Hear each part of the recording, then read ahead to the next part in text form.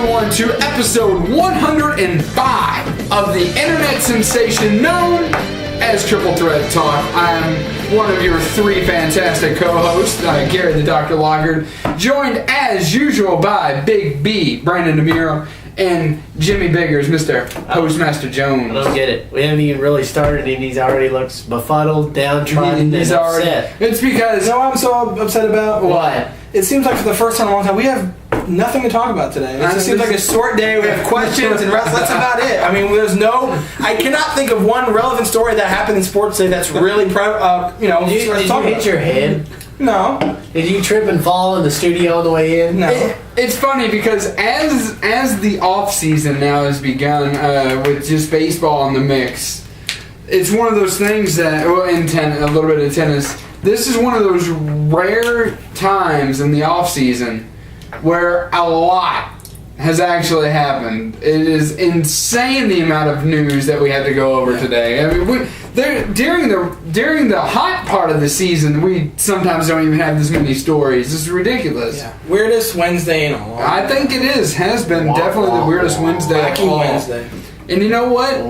If we in a world where we weren't on the air tonight, I think we might have all agreed we had to do a show tonight. It's been that kind of a day.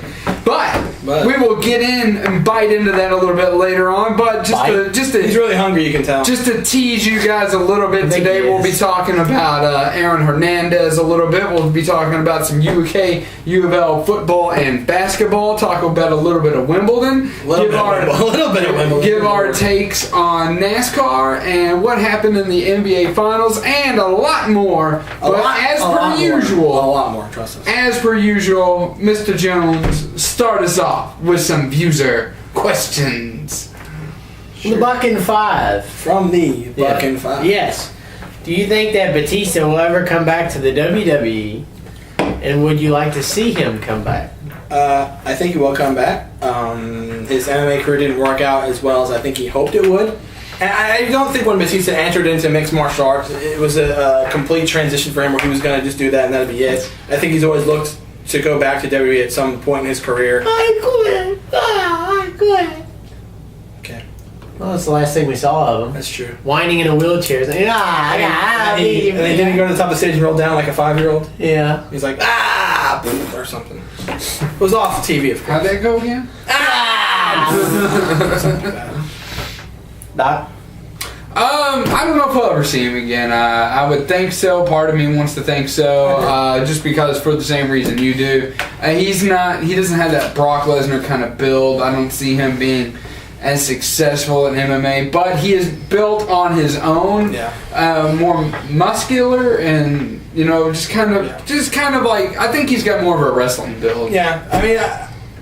I think we'll see Batista again sometime. I mean, it's these guys are never done. I agree. We'll see him at least one more time, maybe for a short period of time. But I think he'll come Whether back. it's WWE or TNA. I don't think he'll ever go to TNA. It'll be. He's been asked before. He was, I'm a WWE guy. He's like, I'm not going ever to TNA. So from the James Bond. 007. Yes. Who has won the most Royal Rumbles? Stone Cold Steve Austin with 3. Also from the James Bond. Who has had the shortest WWE title reign? No, we had to look. Steve Austin we know off the bat. This one we have to look up. Andre the Giant, 30 seconds. It's kind of crazy. 30-second I wonder champion. if you could beat Andre the Wait a minute. Giant. And I figured out, I know what it was. Okay, wait. Oh, go ahead. Alright. The reason why he was 30-second champion is he won the belt. And then the $1 Million Man bought it from him. I remember that. And so he was paid because, like the $1 Million Man says, everybody has a price. I actually got to meet him one time. He was speaking at U of L, and I went up after that and talked with him a little bit. It was really cool. I was going to say, because obviously this is a question is more relevant to the WWE. Obviously the shortest one we remember Sheamus beating Daniel Bryan at 17 seconds. That wasn't the shortest reign, and that was the world title. Okay. So you just clarify. you just blew your whole life for no to reason. clarify with people. Typical. Big B, losing credibility by the second. From the Big Corn 16. Big corn? Can you process big corn? I don't know. Popcorn? What kind of pitcher would you rather have in your rotation? Pitcher? Well, I think that's kind of a personal question. A guy that can throw the 100-mile-an-hour fastball? Or the one that throws the always and ever unpredictable knuckleball? Now, you see, with this question... Now you see, Big B! You see with the baseball... No. You see with the baseball... It's obviously... It depends, what kind of baseball player that you like to have on your team. He didn't ask what depends on what kind of baseball player. Listen. He asked what particular pitcher you would like to have. You have pros and cons between the both of them. Cut the fat out and just get if you let me finish. You have pros and cons to each one. Obviously, someone throws 100 miles an hour, they're going to throw the ball in there, laser speed, it can be very hard to hit. You have to have excellent hand-eye coordination to be able to hit that ball and get it somewhere in play. On the other side, look how great R.A. Dickey was when he was with the Mets throwing the knuckleball. No one could figure it out. And now he's on the Blue Jays, everyone could figure it out, seems like. Honestly, I'd probably pick the fastball, to be honest, because you have to be lightning quick to get to hit that ball. And if you make contact, you're not guaranteed to hit a home run with it. Knuckleball, if you throw it bad, it's gone. I mean, R.A. Dickey gave up 6 home runs in one game, and he's throwing knuckleball. It just didn't make it. It was horrible. He was throwing horrible that day. And the knuckleball gets thrown bad, it's gone. So I picked the fastball. I'm thinking of a fastball. Yeah. Yeah. I have to agree, the fastball. I think the knuckleball, like you said, if you once you figure it out, it's not really as good a pitch as everyone says It's like a lob. Yeah, it's like you're throwing up a brainy It's like pitch. softball. Yeah, it's not even nothing to it. Crying in baseball. That's right. Who's crying? So I would take the 100-mile-an-hour fastball pitcher for well. And also for the Big Corn 16 to wrap up user questions this week. Who would you want in your starting lineup in the All-Star game? Now, is this baseball or? I would assume, since you asked a baseball question, we're going to answer this on a baseball level form. Okay. So just, I guess, give a couple guys you would think deserve to be on the All-Star team. I like Bryce Harper, Mike Trout, that guy Puig, and Puig. and We'll be talking about it. and the Dodgers is. I didn't think anyone could have a better rookie season than Harper and Trout. He's just playing ridiculous. I like David Wright, third baseman. I like Jeter, shortstop. What? He hasn't played a game. So? It's about like currently or just period? He said, who would you want as a starting lineup in the All-Star game? I thought he said this year. No. Oh, my bad. I'm sorry. Then I'll give you Jeter. All right. I'll people. You shot Derek Jeter! Pitching wise, That's why they call him the Yankee Clipper. right. Probably think the pitching staff. The Cardinals pitch really well. We don't care that the Cardinals pitch well. I'd probably pick. You can't put the whole Cardinals rotation on the All-Star I'd team. probably pick some of the Mets pitchers. Zach Wheeler's playing really well pitching wise. Matt Harvey is one of the best pitchers in the NL. He's playing lights out baseball every single time he goes on the mound. Obviously the Mets still stink, but their pitching is doing really well. Matt Harvey's playing really well, so that's most of my players.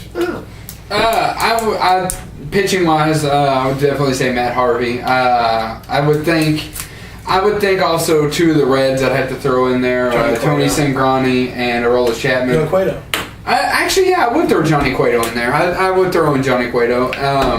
I think Aroldis Chapman would be a good closer for the All-Star game.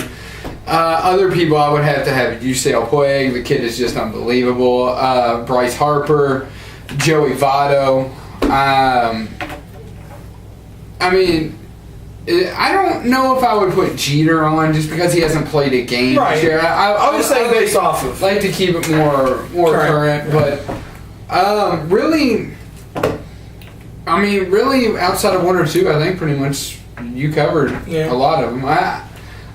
I don't know if I would put Strasburg in this year or not. He's pitching. He's bounced back, but he's nowhere near the form he should be at anyway. So I'd have to go with Craig Kimbrell. He's a shutdown closer for the Braves. Gee, what is the bonus? Oh, you got your nerve. They had like 6 Mets and 4 Nationals. I named 2. You got your nerve. You got your nerve. Quiet. I named 2 Mets and 1 National. I'm the first person I named is a Brave. Oh, gee, what a surprise. surprise. You didn't say that to him when he named 2 Reds players right off the bat. Why don't you say, gee, Doc, what a surprise? I don't know. Exactly. Shut up. All right, Brian Cashman. No. If he was Brian Cashman, he would have said something else. Yeah, exactly. It wouldn't have been shut up. So, anyway, back to my Craig Kimbrell, the closer for the Braves. I like Mike Trout. That's a good pick. Another good pick, Bryce Harper. I like that pick as well. Probably, I would have to go with Miguel Cabrera for the Tigers. Yeah. Oh, yeah. I mean, he's just lights out. He's ridiculously good.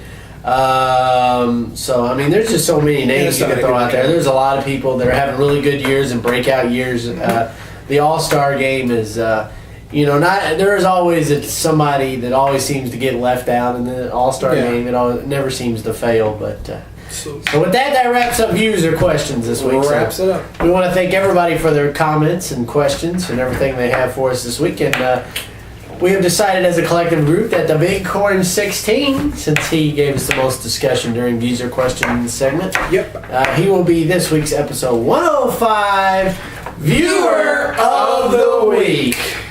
And with that, Big B, roll the clip. What clip? The clip. The clip? The clip. The clip. Yes, the clip. The clip. Yes. All right, I'll roll the clip. Doctor, give me the news. I got the bad case of the headline blues.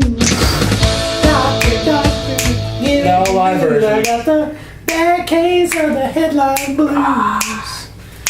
As the doc stretches it out. You know, there's one thing I was thinking about this today in my. Sometimes I have my 30 minutes to drive in between stops.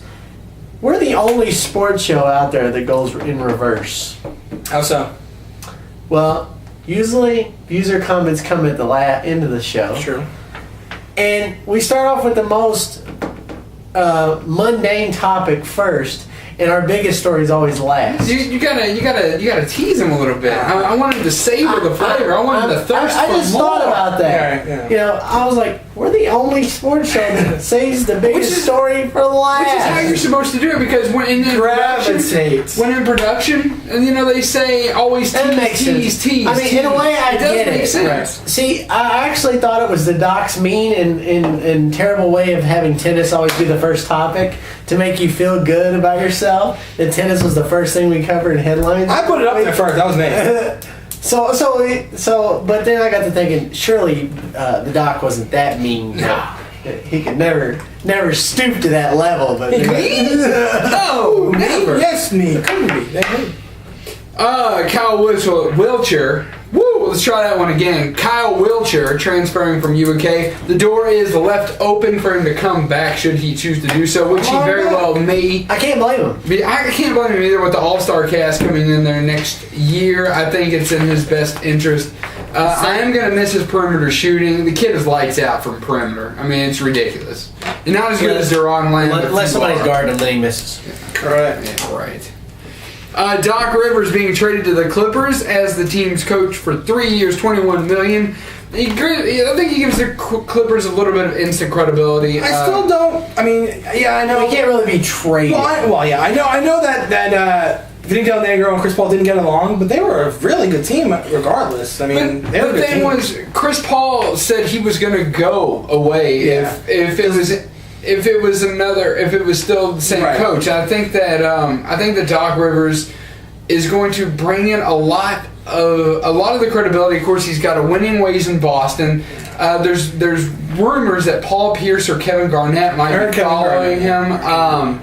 There's just so many things that can go well here. The Lakers have kicked their own butts, and they have done what the Bulls did in the 90s. They've kept too many great players for too long, and now they're aging. They're an older team, so little brother in Los Angeles is going to be big brother for the next few years. Right. Yeah. And when we get back, we will keep on trudging along with headlines here on Triple Threat Talk.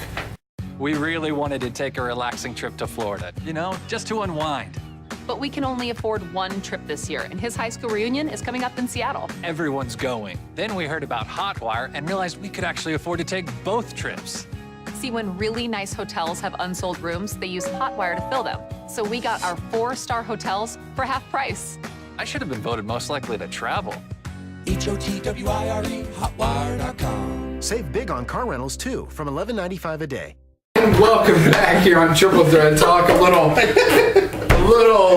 little off-air shenanigans here. Has got these two laughing. Oh, as we used to say way back when, it's tomfoolery. Tomfoolery. You know what? We need an announcer named Tomfoolery. I'm Gary the Dr. Locker, and joined as usual by Big B, Brandon Amiro, and Jimmy Biggers, Mr. Postmaster Jones. We were getting into it with headlines here. Let's see. Larry Bird is returning to the state of Indiana To play basketball? Back home again. Back home again. He is going to be the Pacers president of baseball operations. Baseball, really? Basketball operations. Breaking news, the Cincinnati Reds with Indiana. It's funny because I listened to sports radio today. I was up in Madison, Indiana today for my job. And everybody is having a bad speaking day. It has been ridiculous. Larry Bird has become the president of operations for the Indianapolis Indians AAA baseball. Right. Larry Bird returns as the Pacers president of baseball operations. You said it again! You said it again! Basketball operations. Basketball. Doctor, This, not this! Larry Bird I'm gonna Kevin Costner it from 10 Cup. I'm gonna keep doing it till I get it right. If he says it one more time. Doctor, Larry Bird headlines take Larry Bird returns to the Pacers He's out of here. as the president of basketball operations. Oh. I knew I could do it. Took I you knew 3 it. times. You know what? I give the benefit of the doubt, because obviously those are two different things. Yes. They're so Clearly. close. Yeah, exactly. It's exactly the same. Yeah. Oh my In other Lord. baseball, basketball. There he goes again! You get out! And other Come here, you. basketball, dude. Did you all lace my drink? What is into here? I don't know. Apparently this Max means something, apparently. Wow. Miami Heat win their second NBA, not MLB, but NBA title. Let's in a got row. that. Clarify that. Will the big three stay together? I think LeBron and Wade are there to stay. I think Chris Bosh is expendable. I think his performance in Game 7. Which one? Huh? Which one? Ha ha ha. I think his performance in Game 7 was pretty bad. He scored as many points as us three did, 0. I don't think they can get like a really great. Maybe we can play. I don't think they can get really great center for him, but I think they can shop him around, get maybe a decent center, bring him up. Maybe they can get DeMarcus Cousins from Sacramento, someone not like a Dwight Howard or a Thiago Splitter kind of center, but someone maybe a little bit lower on the pole that they can get from. They can shop him around, get more money for. Because I just don't think Chris Bosh is working for that. He had some good games in the final, but that final game he just disappeared. I mean. I agree. I think agree with him. I think Bosh could be gone. I mean, they could still easily win the title without him. Yeah, I agree. They could bring in another third piece, or they could bring in, get rid of Bosh and bring in like 2 more role players, That's what I said too, yeah. and then Wade and James can do it. Just make sure that one of the role players are big guys. I mean, you got to have a big guy. It was clearly obvious that. Even though as old as he was, Tim Duncan was manhandling Chris Bosh. If they want Tim Duncan, if they want Tim Duncan, probably would have been MVP. Yeah, so it was pretty obvious with that. So I totally think that Bosh could be gone at the end after this year. I think that I've been pushing for Bosh to be the one to be amnestied. It might still be Dwayne Wade, but I think Victor Oladipo. We're going to talk about some of the top significant draft picks, and not just significant, tonight, but the ones of local, 7:30 of local and 7:30 national tonight. So precedents. after you get done watching our show, tune in to the NBA Can I draft. finish? Awesome. I don't know, Ken, are you going to say baseball again? I'm going to say baseball. It's the baseball draft. It's the MLB tonight. draft. It's the MLB It's the International League draft. With the second pick, the local bats select But Peyton Siva. with some of the young prospects out there, I think Victor Oladipo might be where they go to get some production out of the 5 spot. I think Chris Bosh I don't know if he'll drop could that be far. amnesty. Victor Oladipo, I'm not like sure. a top 5. The Heat may be looking, if they're going to do something, I don't think it's out of the realm of possibility for them to trade Chris Bosh for a higher draft. Right. I mean, it happens in football all the time. Yeah, I know that happens. But I'm saying I don't think Victor Oladipo will fall out of the top 10. Oh, That's what I'm saying. no, that's what I'm saying. I think they'll trade up because you've got the collateral with Chris Bosh. I'm not sure if they'll do it or not, but I think Victor Oladipo is the kind of player they need. He can defend the wing. He can shoot from the perimeter. He's a decent number 5. Yeah. And not decent. I don't know what I'm talking about. He's a fantastic number 5. He's younger. And you can bring him in. Your team can get younger by 8 years automatically. I really don't see a loss here.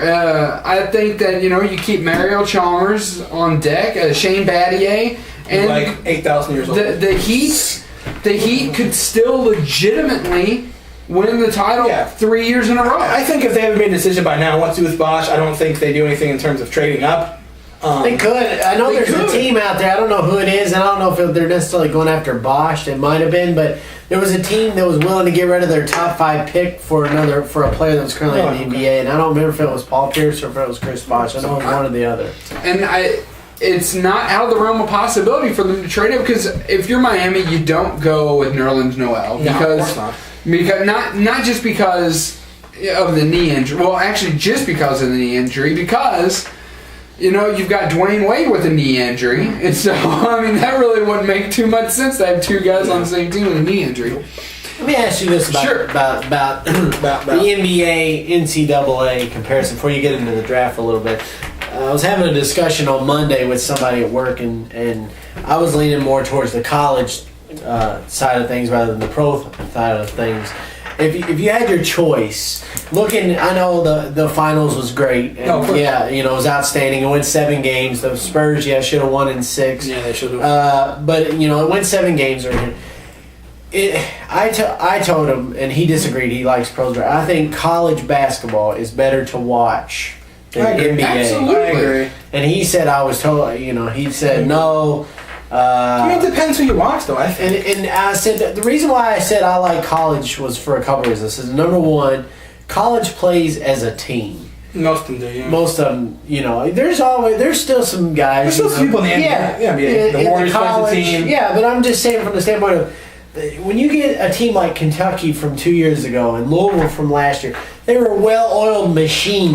Even on the bench. They were a cohesive group. Mm-hmm. They played together. It didn't matter who was on the floor. It didn't matter if Kyle Wiltshire came in for the Cats or Luke Hancock came in off the bench for Louisville. They all worked together. And I said it's that makes me like college basketball better. Right. You don't have this. I'm the guy you see on 12 commercials every time he goes to break, and this, that, and the other. We play together as a group, and he one of his biggest arguments was, well, if there's 25 seconds left to go in a game and a team is down 5, it's over. I was like, no, it's not. No, it's definitely not. And he's like, it's in college, it's over. And I was like, no, I don't think so. Is your buddy from here? No. Or is it, there you go. No. Because Louisville in itself is a college basketball town. He's from Atlanta. There you go. There you go. That's the issue. He's from Atlanta. And I saw some of his points. Yeah. But I wanted to ask you guys. There are a few teams that I wanted to get your guys' thoughts on it. Because I have asked other people out in the market that are sports people like us that I've said, hey, what are y'all's taking? Most all of them have said, hey, I like college better. Right. I haven't had a single other one tell me they like pros over college. There are a few teams that play as a team. The Warriors play as a team. The Clippers play as a team. And I think the Pacers play as a team. Yeah. But I agree with you, though. I think college is more exciting. I think just the simple fact of March Madness. The fact that you can see a team that you've never heard of in your life show up and beat a team that's obviously supposed to win in terms of the ranking or their seeding, whatever. That makes it exciting because you could have a team like from a couple years VCU. Not many people heard that call, and they went to the Final Four. Okay. And see, that was another thing. George Mason. He said that That's the problem with college is teams get in that don't deserve to be there. I'm like, I'll say they deserve it. I was like, what do you mean? He's like, well, they have a losing record. I was like, they won their conference. Yeah, they win their And sometimes they win a couple games in the tournament. I was like, this is how it is. Look at that team this year, Florida Gulf Coast. Are you joking? Mm-hmm. Really? I mean, come on. That's exciting to me. I enjoy it. Yeah, I think college basketball has a lot more of the thrill factor in there. You know, and you can't load a team down with all-stars. I mean, you can, but there's always to an gonna extent. there's always going to be somebody that Stands out. You know, like for example, anybody, like if you have 4 or 5 all-stars on a team, one other guy could be like, you know what, they've got plenty of all-stars. I think I want to go play at Duke or North Carolina or U of L or UK or whatever. Yeah. You know, they've got that choice. And another thing I like more about it is you don't get into the money and the messiness. Right. And, you know, the too many of the hard feelings. Some people, you know, if a kid chooses one school over another, like we saw earlier this year, some people can get in an upheaval. But, you know, for the fans, for the actual fan that likes college basketball, it's not an issue. Right, I agree. So, and one other thing I want to talk about the finals is what happened to San Antonio in the end? What was their demise? Game 6. Game 6. Game 6. I think so. Game 6. It was right there. It was here's the trophy right there. They should have grabbed it and take it. That was theirs to take. And It was being polished up and set by the floor. yeah, they blew it. They absolutely blew it. And, it was there. as soon as that game ended, I picked the Heat from. I picked the Heat when we did. We all picked the Heat. We picked the Spurs, didn't you? No, we all picked the Spurs. I picked the We Heat. picked the Spurs. I picked the Heat, and once Game 6 was over, I said, "There's no way San Antonio wins Game 7. There's no chance whatsoever. This is tailor made for the Heat to win. You could watch. It's in their home. It's in their home court. It's on their home court. Right. The Spurs had the championship within their grasp. It was on the floor with like 20 seconds left, and they just give it up. Tim Duncan, obviously, there's some questionable calls here and there, and Tim Duncan's on the floor in certain parts of the end of the game. Mm-hmm. But mentally, they were gone. Like if you watch Game 7, yeah, they were still playing, and they had their chances in the end. They did. Tim Duncan had some point blank shots at the end. They may have looked in Game 7 physically, but mentally they weren't even on the court. Yeah, because if you notice, they were down by like 4 or 6. They weren't even on the court. It never seemed to get over that hump of like being down 4 to 6 points. It was like it was always close, but even though it was that close, you never really felt they were going to make the change.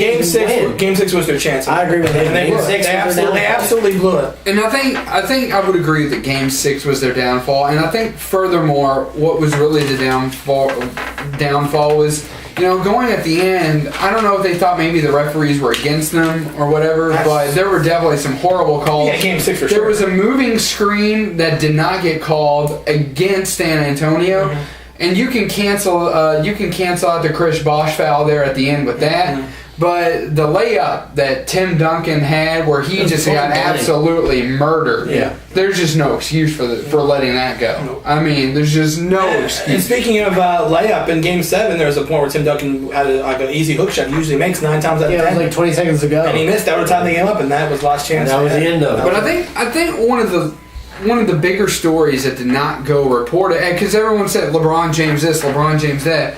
Well, guess what?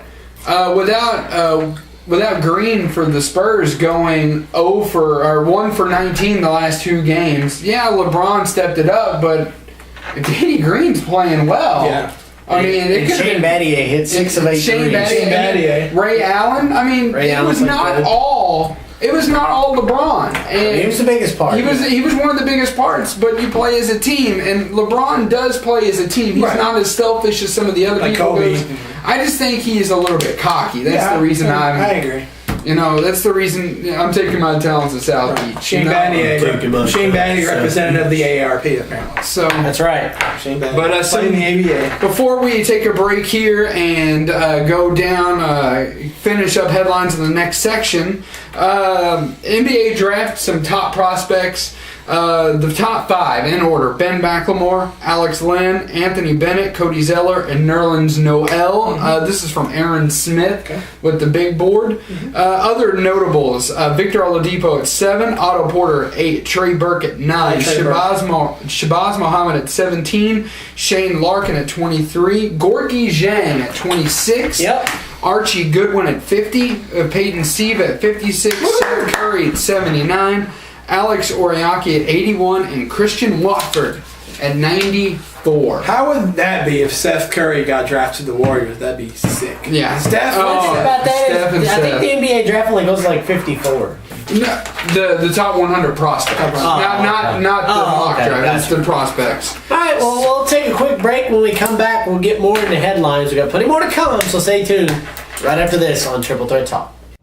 Ugh, I hate these big ass prices. Sounds like you could use some big ass savings. I'd love some big ass savings. Kmart Shop Your Way members save 30 cents a gallon. 30 cents a gallon? That's a big ass discount. Big ass discount. A really big ass discount. Really big ass discount. Honey, this solves your big ass problem. Totally solves my big ass problem. Dad, look at that big ass truck. Big ass man. Hello, big ass man. Shop Your Way members get big ass savings. Save 30 cents a gallon when you spend $50 or more at Kmart. And welcome back here on Triple Threat Talk. Postmaster Jones, Jimmy Biggers, along with my co-host, Big B, Brendan DeMuro, and Gary the Doctor Lockard. Now, before we get to the next headline, I was asking you off air, and I want to bring it up again. What was the first draft? The first prospect you said? Ben McLemore. And the guy that's No. He cut you off before you... It's fine. It's fine. It wasn't funny. No. It's ironic because the guy's rap name is McLemore and his real name is Ben Haggerty. It's pretty funny. I think it's pretty ironic. All right. Anyway, moving on. Anyway, making the transition from basketball to college football. Okay, he said basketball. The over/under for U of L and UK came out yesterday for the football season win totals. Oh boy! Let's go over or under. Okay. U of L 10.5. Big B. 10.5 wins, including the bowl games. So there's 12 regular season games. 12 regular season games plus the 10.5. 13, plus the bowl game, which makes 13. So you're basing. So they're probably going to make a bowl game. I'm not saying what game. I'm saying they probably are going to make a bowl game. That's tough. So 13. So over/under is 10.5. Over/under is 10.5. Agreed. That means if they win 11. Yeah. It has to be 11-2 then. No, they'd be 11-1 going to the bowl game. No. But the over/under total It could be includes 10 the bowl and 2 game. and go to the bowl game. Yeah, they could be 10-2 and win the bowl game, and that would cover the bet. 10.5, he said? Yes. 10.5. Postmaster, I hate dead air. Go ahead. I'm going to say under. They get 10 wins. I say 10. Okay, so you're saying under. All right. I say over. You say over. I gotta say over. Even with this team last year, and this is not an insult at U of L. You can go back and look at the tapes, and it's all right there. And I'm still saying over, even given this. Yeah. Last year, they were playing much inferior talent, and they were struggling against some inferior teams. Absolutely. I mean, there's no other way to put it. They lost to a UConn team they should never have lost to. We were at that game. Yeah. Did they win that game in there? No, they North Carolina. Oh, North Carolina, they did win. Barely. They did win. That was like a 60-something game. I think that they got in their heads that they can beat all these teams and, mentally not even show up. They were Plus, always they were all looking forward to the next sophomores. week. So they got another year That's under their true. belt. They got another year of That is true. experience. I mean, they proved that they're a very dangerous team by beating Florida in the Super Bowl. No one gave them the chance. No, nobody gave them a chance. Including us. Nobody. Trust me, if I saw the first 5 minutes of that game again, if you'd have told me that would have happened, everything would happen. If you just told me the score, it said Florida's up 24-0. Yeah, whatever it was. It's crazy. But couldn't believe it. So I say over. UK 3.5. Over or under? That's pathetic. It's not. 3.5. Of the coaching change? I totally disagree with that. I say over. I say over. I say over, and I almost say double. I say 5 or 6 wins. But I think it's more surprising to me to be 6 wins because you have to figure their first 3 games are in order, or not in order, but their first 3 games are Alabama State. Okay. I mean, their first 3 wins, I think. Alabama State and Miami of Ohio. That's a tough one, but I think they can win it. The third one, the one that is in question, is Western. Okay? Does that scare you? Western scares me a little bit, but the one thing that nobody's talking about in this particular instance is these are both first-year coaches for that program. Right. Bobby Petrino at Western out of Bowling Green. We all know Bobby, don't we? And Mark Stoops. Mark Stoops down at UK. Both first year at the helm on the coaches. I think UK is going to win this game, but here in the next couple of years, look out for Western. But that's a whole nother story. Yeah. We're seeing Bobby sticks around anyway. I say UK loses, and I gotta think somewhere they're gonna either win. They gotta at least win at Missouri, or I'm sorry, at home against Missouri. Win at home against Tennessee, or win on the road at Vandy. And I think they could win all three of those. Vanderbilt's definitely a really good school. Last year. Vanderbilt was terrible. Last year they were pretty bad. Yeah, Tennessee's the one you got to worry about. Tennessee, I think. Vanderbilt's usually good anyway. But I'm just. I still say over. I think they could squeeze over. Not only do I say over, and here's what I wanted to really segue to.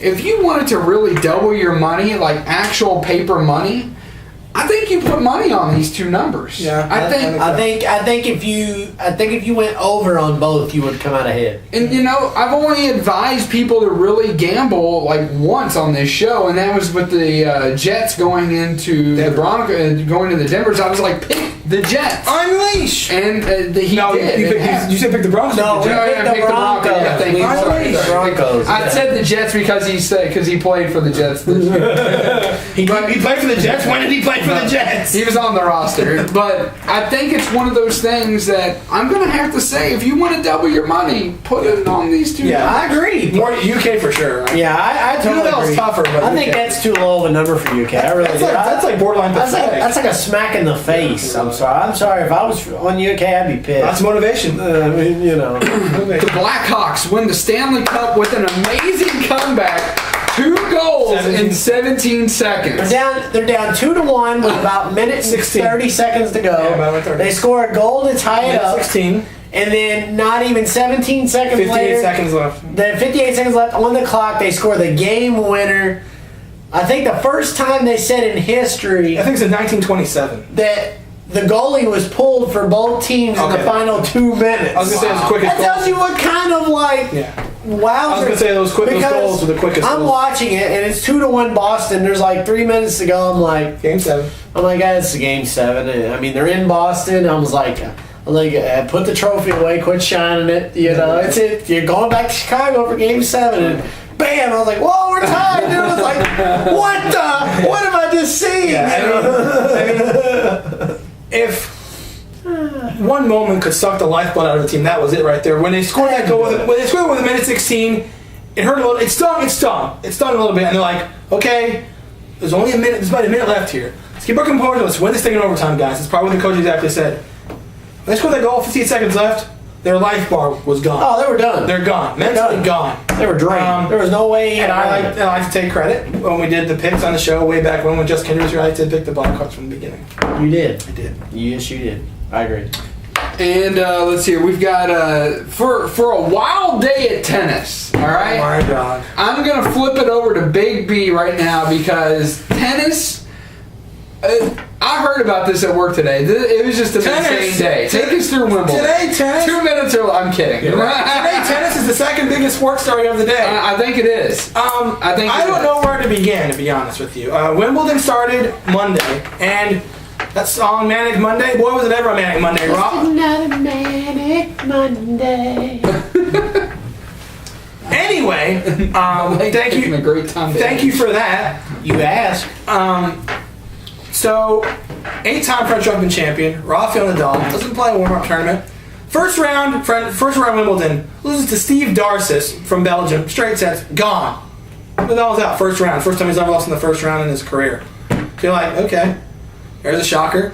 Couldn't continue. It couldn't continue. It could not continue. And there's problems yesterday with the court where they're slipping and sliding on the grass because the baseline's a little bit of the dirt, the grass is showing up, and they go back to the grass, it's a little bit slippery when they change direction. People are falling, having injuries, whatever. Then you come to Wednesday. One of the weirdest Wednesdays I've ever seen in my life. Mm-hmm. And probably, ever since I've been watching tennis, the most bizarre Wimbledon that I've seen so far. Let's see. Let's see how fast the flies have dropped on Wednesday. Let's see. Let's see. Sharapova lost in straight sets. She fell like 5 or 6 times. Maria Sharapova's out. People said that Sarah Irani losing in the first round on Monday was an upset. I don't think it was because she's not a grass court player, but technically it's still an upset because she was a 5th seed, so she's out. So Irani's out. Let's see who else. I'm trying to think who else on the women's side that lost. Karolinko lost. She was a 10th seed, but she was having a lot of injuries. She was not a grass court player, but she did lose to Laura Robson. That was from from Great Britain, so people were happy to see that. I'm trying to think of the other upsets. Azarenka lose? Azarenka. She slipped and hurt her. Victoria Azarenka slipped and hurt her leg. She had to pull out due to injury. She didn't play the second round. Stop it. Grow up. She had to withdraw better. She had to withdraw due to injury. Then we get to the men's side. And oh my God, can I go all day with this one? Please don't. Let's see. Tsonga. Joe Wilfried Tsonga's playing Ernest Gulbis. Injury. He falls, injures his leg. Gulbis up 2-0. No mas. Tsonga, gone. Let's see who else here. This one guy named Roger Federer. Yeah, he lost too. He lost in 4 sets to, I can't remember the first, Sergei Stahovsky. He's like ranked 135 in the world. Federer's never lost early this round since like 2003 in the French Open. His record of 36 straight quarterfinals at Grand Slams is gone. It was just, and then that was like the big upsets in terms of like people losing. But then you have all the people withdrawing. Isner withdraws. Tsonga. I said Tsonga. Ferrer. Ferrer's not withdrawn yet, but he slipped and he got hurt. It was a bizarre day. I mean, so I guess they're setting up now. It's probably going to be Djokovic and Murray. The draw is wide open, and it's just. I mean, if you were doing like a bracket challenge, you might as well rip it up. I have never seen this much upsets in one day in my life. It was just one after another. And Federer battled back. He was down a break in the 4th, and when he battled back, got to the 4th set tiebreak, you're like, okay. Federer's got this. He can manage. He can pull out the goods. He's obviously the better player here. He's going to come up with the goods in the 4th inning and win the 5th. And then when he hit that backhand wide and it was over, you couldn't believe it. You're like, wait a minute. Federer's out. It's the second round. This can't be happening. So you try to think you're in an alternate universe where it's Bizarro land and everything's backwards and dogs are living with cats and it's all messed up. But it's real. It happens. Federer's out. It's a huge surprise, but am I overly shocked? Not really. The way the day was going, it seemed it was bound to happen. So, I mean, looks like Serena Williams is tailored to win Wimbledon. There's no one in her way. Azarenka's out, Sharapova's out. No one really can trouble that I can think of. On the men's side, if Murray doesn't win this thing, Great Britain's going to be mad because there's no one in his way. Djokovic is in his way, that's true, but I think this is Murray's tournament to win. I agree, but I'm saying Djokovic could step up. Yeah, I mean, Djokovic was the favorite going into it. He was the favorite, but it's on his draw. Right. I mean, back to Federer. He's not getting any younger.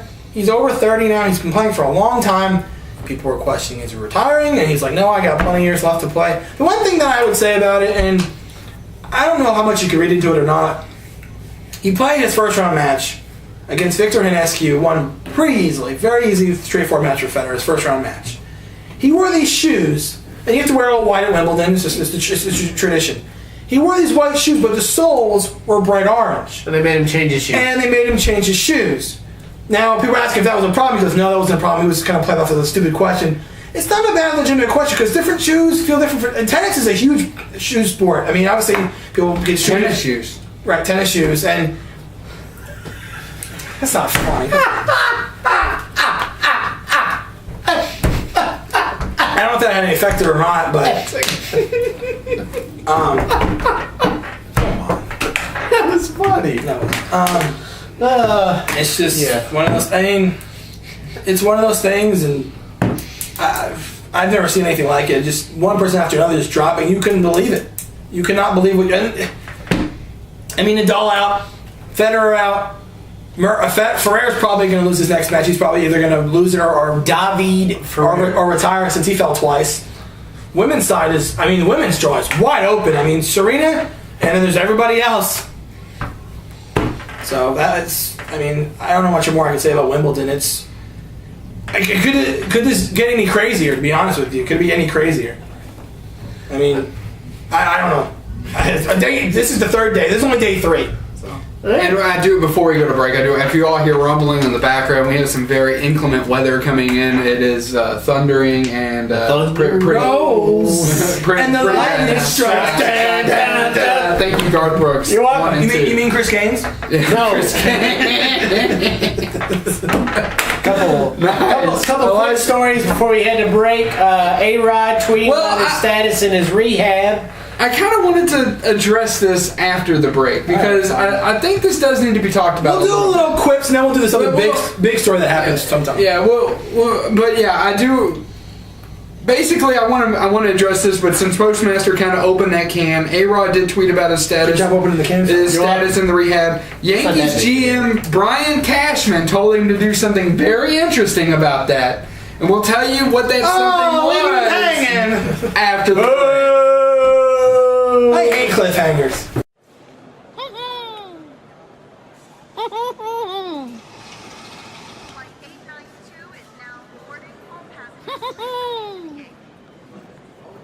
Sir?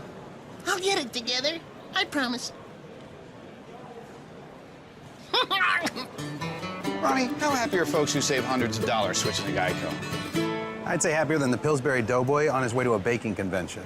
Get happy. Get Geico. 15 minutes could save you 15% or more. Sweet Caroline. Ba, ba, ba. What are we doing here? Going into a little bit of baseball interlude by Mr. Neil Diamond talking about some baseball stories. I have to tell you, now it's time after the break, I have to tell you the same thing that Yankees GM Brian Cashman told me. That's why I did that, just so you can say it. Shut the F up! Wow. Yeah. And shut the F up. Not only that. Yeah, but he didn't just say F. He said the whole Yeah. Well, the thing is that someone told him about A-Rod's tweet and he said, you know what? This is exactly what he said verbatim. He said, you know what? He said, you know what? Because when the Yankees want to release a statement, we'll release it. A-Rod needs to shut the F up. I'm calling A-Rod right now. He said, I'm the head cheese around here. Cheese. You just need to shut the F up, all right? Cheese and crackers. Shut up, all right? You don't He's the head cheese, where are the crackers? You got to be cleared by medical doctors before. He was. No, you got to be cleared by team doctors because they know more than regular medical doctors. See, Brian Cashman needs to just sit back and listen to Sweet Caroline and all we forgot. I don't think he'll ever listen to him. He didn't listen to Sweet Caroline. The big baseball story of the day. Not the big story of the day, but the big baseball story of the day. Should Yasiel Puig be an all-star? This Dodger, there are people that say he hasn't earned it yet, believe it or not. Are they out of their mind? So, here are his stats. Yes. Here are his stats for his first few games with the Los Angeles Dodgers. 7 home runs, 14 RBIs, batting average of 442, unheard of. Gets on base 476, a slugger average of 753. You gotta check that boy. Is this right fielder making the Dodgers relevant, even though they're still kind of lagging in their division? Yeah, I think everyone's talking about this kid. I mean, we saw last year with the sensational Harper and Trout, and they had one of the best rookie seasons of all time. And now this guy comes out of nowhere, and he's lighting it up for a team that's pretty bad. I mean, it wasn't for this guy. Good Lord, how bad would they be? They'd be really at the bottom. But Don Mattingly would have been out of a job without this guy. I agree. And this kid is just. It'd be a mid-season coaching change. I turn on SportsCenter every day, and he's always a highlight. He's always doing something spectacular. Whether it be a bench-clearing brawl, whether it be a defensively too. It's not just offense. Yeah. He's made some very athletic plays. He's made a couple dives. Yeah. He's had to jump for some balls. And what I said earlier is no joke. Without this kid, Don Mattingly would not have a job next week. Yeah, I agree. You're talking all-star break firing. Yeah. I agree. I mean, the All-Star break's coming up in July. It's in Citi Field in New York where the Mets play. July 16th. This kid needs to be on. This kid needs to be on the NL team, and I think David Wright gets to pick who's in the home run derby. I think he should be in the home run derby too. I think. Oh, yeah, absolutely. This kid is exciting. This kid makes me want to watch the Dodgers. Rumbling out there. Yeah. This kid makes me want to watch the Dodgers, and I haven't watched the Dodgers game in 3 or 4 years. Unfortunately, the father-in-law is a Dodgers fan, so I have to So The Dodgers. The Dodgers.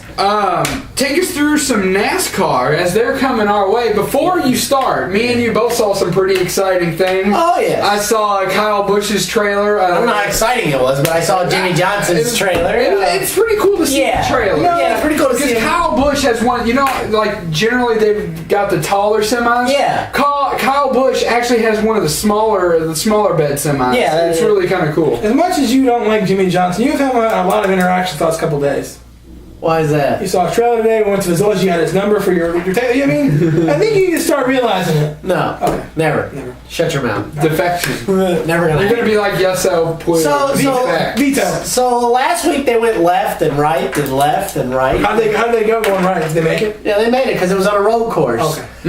Big news from Saturday. AJ Allmendinger, the comeback feel-good story of the year in NASCAR, wins the Nationwide Series race at Road America for Roger Penske, driving the number 22 car. Awesome stuff there. Thank you.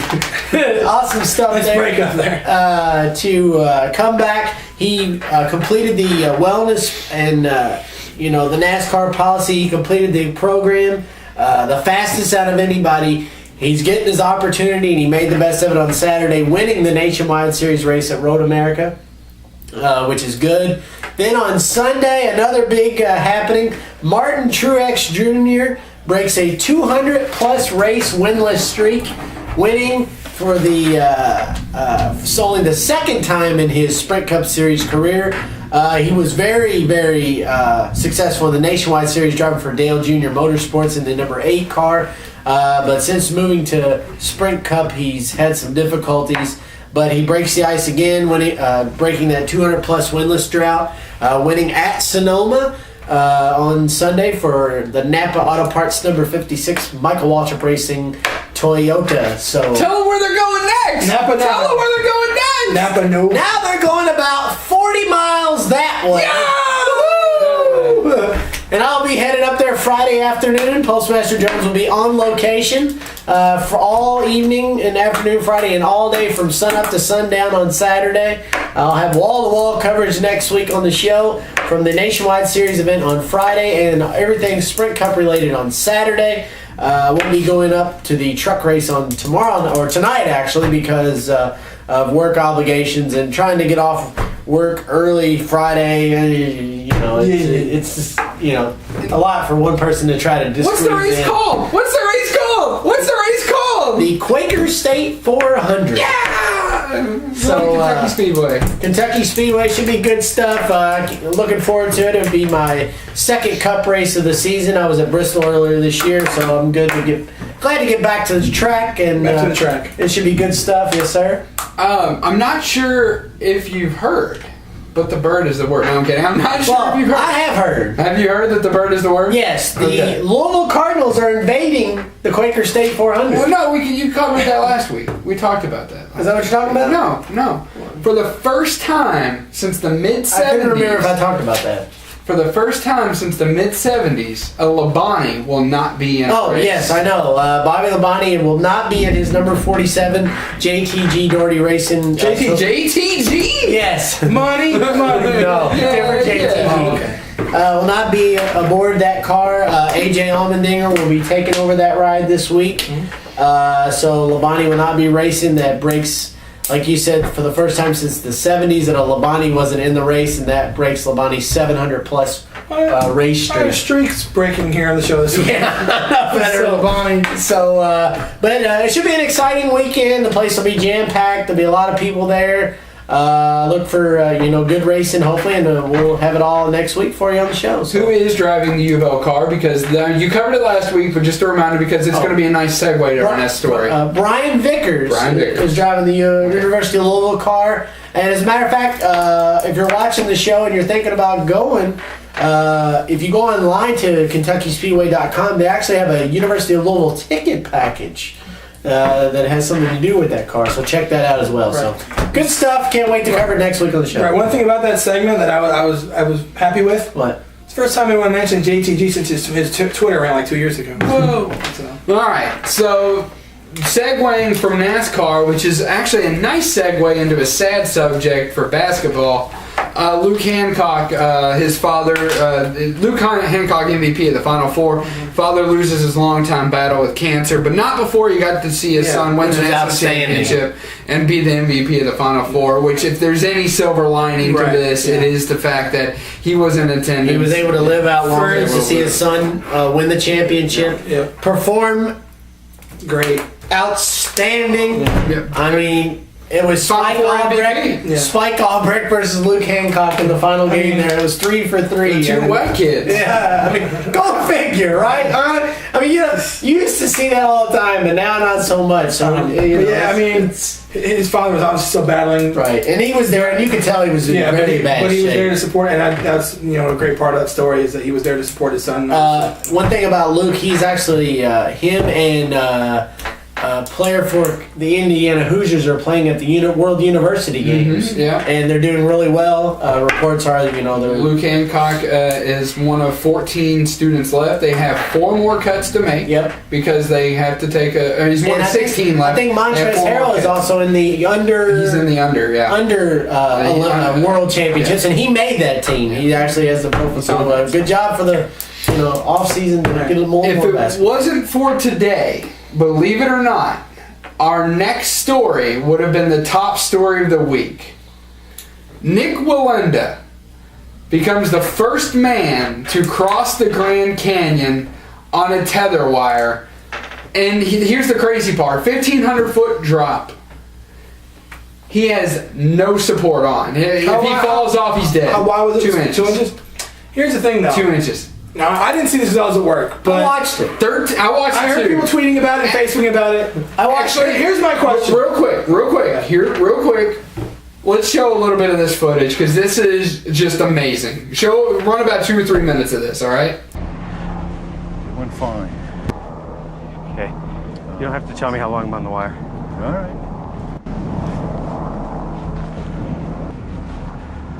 Lord, you are everything. Thank you, Lord. Thank you, Discovery Channel, for believing in me. Little nephew's standing out there watching too. True artiste. I know about that.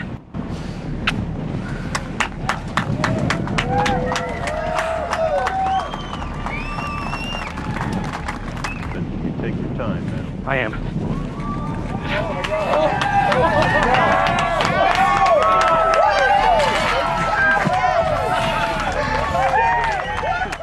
Wow. Whoa. Some beautiful views. Whoa. That was just a quick power glove. Some beautiful views. The absolute athleticism of this man. This was nuts. Yeah. If he followed one misstep and you're a canyon pizza. Yep. Here's the thing about that. Obviously, if he unfortunately did fall, they have to cut away immediately. And you think they would cut away immediately? No, absolutely. I don't think they would have. Absolutely. No. You're not going to watch a guy splat on the ground. No, but you don't have to watch that camera angle either. No, they would cut away for them. They would not show a guy falling 1,500 feet to his death. Either way, you would know what would happen. Yeah, it's one of those things. Well, if he falls off, you know what I would do? I'm sorry. If I was that guy, I got a freaking hidden parachute up my ass. And if I'm falling, I'm like, screw you guys. I had you full of clink. Woo, nice float to the ground. Woo. No. What was your question? You said you have a question. No, I'm saying that was it. Oh, that was your question. If he falls, I'm going to talk about him a little bit more in my wild card. I get it. I get why he did it. Mm-hmm. Publicity, yes, that's a big thing. 2, he said his wife says, how do you come up with, well, I don't want him to do it, but I know he has to. No, he doesn't. No, he doesn't. He doesn't have to. His grandfather died doing the same thing. His wife also had something else. Said something else really hysterical. Seven people in his family have done this. He's the 7th one in line to do this. It was like a train wreck. I have respect for this man. I couldn't turn it off. I'm sitting there and I'm like, change the channel. Change it. I can't. That's American TV for you. I'm like, I can't turn it off. There's an Indiana Jones marathon on Spike TV. Turn it over there. I can't turn it off. His wife actually said something really hysterical.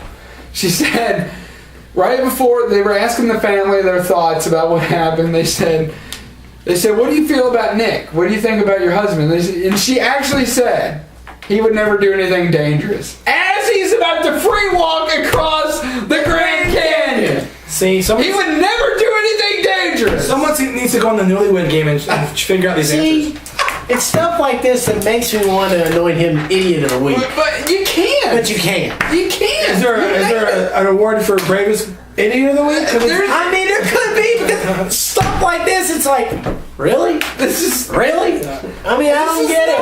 I don't understand it. I mean, I get it. It's in your blood. It's in your family. But no, don't do it. We're talking about 2 inches wide. Yes, the wire. And there's a couple times he goes down in the crotch position twice, and I'm thinking, and that wire's just, oh my god.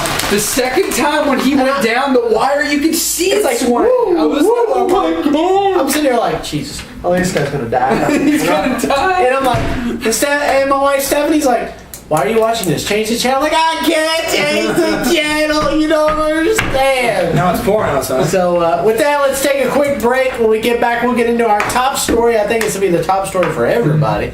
And we'll get into that, and then we'll begin our wrestling coverage right after this. Stay tuned. Triple Threat Talk.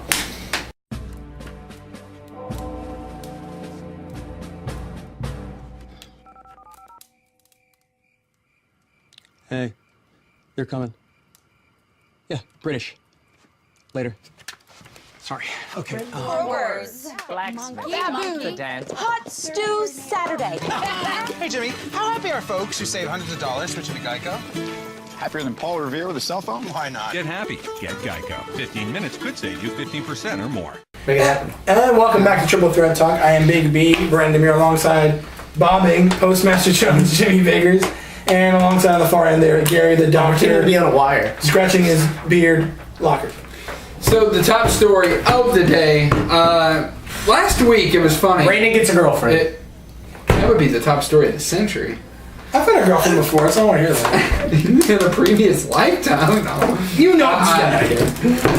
So last week when I put this story out there, we kind of poked fun of it, like nothing would happen. We did kind of blow it off like we did. I think everybody kind of did. I think they did, because the way it originally came out, it was kind of like... It's like he's not in any trouble. We're talking about Aaron Hernandez. Arrest warrant today issued. Originally it was reported it was going to be for obstruction of justice. Which isn't a bad... It's huge, but it's not as huge as what happened. It's not as huge as what happened. So... The arrest comes out today. They take him out in cuffs. 8:45 a.m. 8:45 a.m. Wake up call. So he Hernandez versus the police. Are you in there? Aaron? No. Aaron? No. You cannot. No. Sheldon did not come knocking on the door. So we're all thinking, all right, we knew this was coming. He's just going to be served with obstruction. No. He is being charged with the murder of Odin Lloyd, 27-year-old. And 5 gun charges. And 5 first-degree murder. First-degree murder. And one of the gun charges, not even legally allowed to own a gun. But he also was denied bail. Mm-hmm. And 1 hour after his arrest, he was released by the Patriots. And at 2 o'clock, he was arraigned where he pleaded not guilty on all charges. So he woke up in a $1.45 million home, and he's going to go to bed in an 8x8 cell in the correctional facility. Yeah, and here's the thing. No matter how old you are, all right? Now, they've said for a while that Aaron Hernandez is... when he was younger, he was involved with gangs and maybe a drug here or there. And in February, some guy accused him of shooting him in the face. So, stupid does not look well anywhere you put it. I'm going to spoiler alert right now. This has got to be our idiot of the week because he's a multi-millionaire. At some point, you have to think, you know, you have to say, I'm making millions of dollars. I don't have to act like a thug anymore. Right. At some point, I think this is what has to happen. And, you know, like, I'm hanging out with my boys. I get in an argument with one of them, and gang style shoots the kid in the back of the head execution style. This is not something a multi-millionaire, respected football player should do. You're a professional, and you're paid to play like a professional, and you're paid to act like a professional on and off the field. He definitely did not exhibit professional behavior by no means. This was absolutely ridiculous. This has been a sketchy situation from the get-go when it first began last week. What first got me to really kind of scratching my head and going, there's got to be more to this than what we know, was the whole ordeal with the cell phone being turned in, all busted up. The security camera was broken. They're taking out like 15 bags of evidence. I mean, there's all this different stuff that's going on. And you're like, they can't find the weapon. They can't find. They still can't find it. Which they had a dive team go in at a local pond and try to find it. They said that actually, by not finding the weapon, would actually help the prosecution in this case because they can use the motive of, well, he tossed the quote-unquote smoking gun that they're looking for away, so it actually helps the prosecution in this case. This is you would hope that, like you said, he has more sense than this, that he would get past his younger ways and that, he would be more mature. And I mean, he's playing for one of the most astute and one of the most well-received and well-regarded franchises in all of sports, not just the NFL. The New England Patriots are known worldwide. I mean, Vladimir Putin has a Super Bowl ring, for Pete's sake. Whether it was given to him or not, that's another we don't know. We don't know. We don't know the origin of how you got that. I'm just saying that the Patriots are a world-class organization. And for him to put a black eye on this organization, like him or not, whether they spy-gated or cheated or what, either here nor there, this looks bad for a lot of people involved. It looks bad for the Patriots because they just gave him that big extension last year.